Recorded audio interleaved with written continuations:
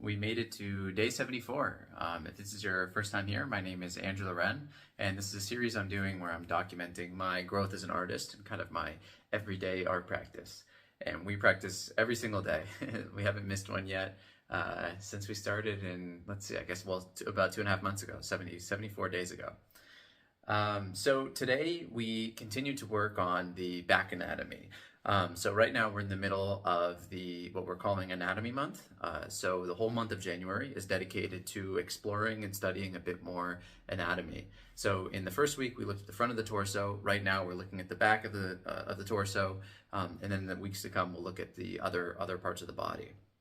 So why study anatomy? I actually thought it was worth talking about that again a little bit today, and then I'll talk more about the drawing that I worked on today. So the reality is, when it comes to studying anatomy for figure drawing, if you're trying to improve yourself in a representational or realistic sense, if you're trying to draw better figures or more realistic figures, anatomy is just critical.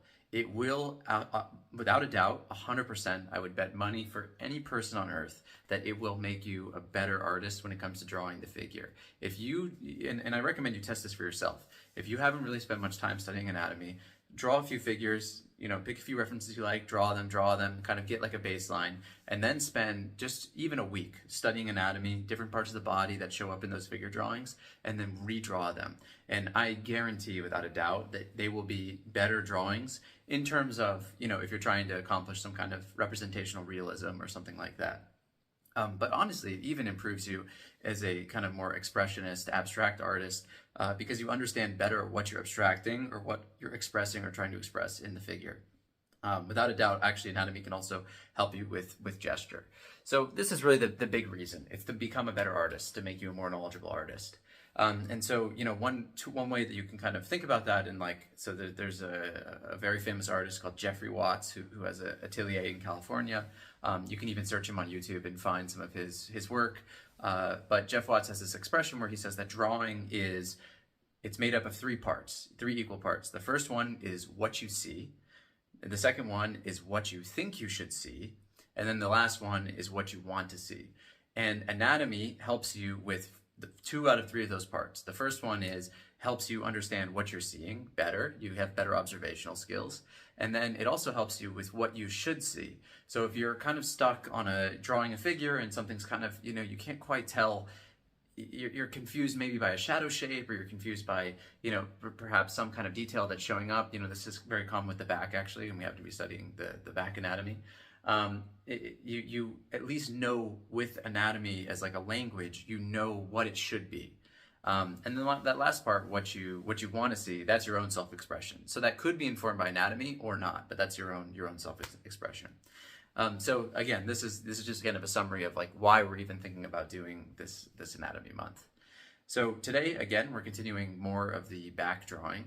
And so yesterday I did another kind of sketch from a figure of the back, another female figure, and I noted that the reference choice kind of made it a little bit difficult. I used a reference that was a really beautiful photograph from Unsplash, and you can even see, I linked it in the previous video, so day 73.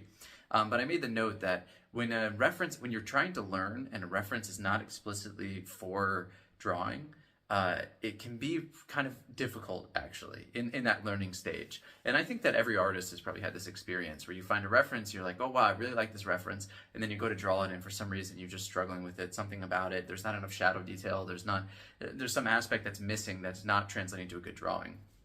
And as you get deeper and deeper into your art process, the amount of references that become difficult to draw from decreases, so you can start to handle more and more references.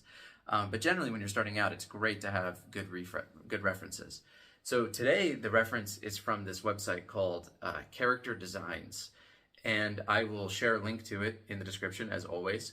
And this is an amazing resource. So these are actually royalty-free, Creative Commons references, and there's both nude and non-nude references. And there's quite a bit. So there's maybe only like, let's say 20 models at least, and I've only looked so far really in detail through like the nude section. And there's like 20 different models or so. But within each of those, there's even like, somewhere up to, let's say, 50 different reference photos. So it really is like a great, like a wealth of different references that you can work from. So I took this reference from that site, and I think it's a beautiful reference for drawing. So you have kind of like a nice lighting source. I think there are actually 2 light sources in the reference, but I just picked one.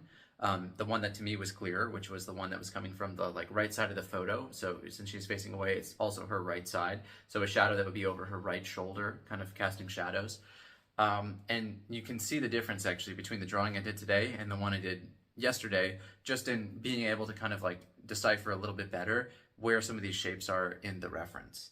And so this is the objective here, was to kind of practice anatomy. So I took the exact same drawing approach that I have in all my anatomy drawings and all my anatomy practice, which is that I start with an indication for the head, I start with an indication for the torso, or the rib cage rather, and then an indication for the pelvis, and then build up from there the anatomy and the structure of the figure. So the next piece is the scapula, that really important bone on the back, and then I kind of put in an indication for like the arm bones, which I haven't studied them very well, so I don't even know all the exactly which order different bones are in. That's coming though at the end of the month. We'll be looking at arm anatomy. So anyway, add those, so I have this kind of skeletal structure, and then I start to add on what I know about anatomy in terms of the muscles, so like what I've been studying this entire week. So if you go back, I believe 2 or 3 days, you'll see me do a really detailed back anatomy drawing, where I really try and understand, and I talk about my mental process actually for drawing from an anatomy diagram, because to me it's not the same as drawing from a reference. And I've gone into that in the past, so for right now I'll skip over that. But so I place these different muscle groups, and then after I have them placed and try and understand, like, okay, these are where the muscles should be, then I try and go back to the reference and try and map it to the shadow shapes that I'm seeing. And it might not always be one-to-one. I think this is actually one where it's kind of, there's some ambiguity where some of these different muscles do begin and end. But generally speaking, if you kind of understand where the muscles are, you can understand what you're seeing in terms of the shadow shapes on the back. And this is especially true, I think, on her right scapula, her right shoulder, I think is really interesting. So you have her kind of back, her arm is going backwards like this, like protruding backwards, and that's causing the scapula to come back, and so it's pulling part of the trapezius back, but then the other muscles that are on the other side are kind of towards the front. So that would be like the deltoid, the teres major, and the teres minor, and then the infraspinatus is actually sitting underneath those, which is kind of interesting. Anyway, this is pretty technical, and I don't really like to get into like these very technical details when I'm, in my opinion, there's better people that can teach anatomy than me. So I can talk a little bit about it, but I prefer actually not to talk too much about the anatomy.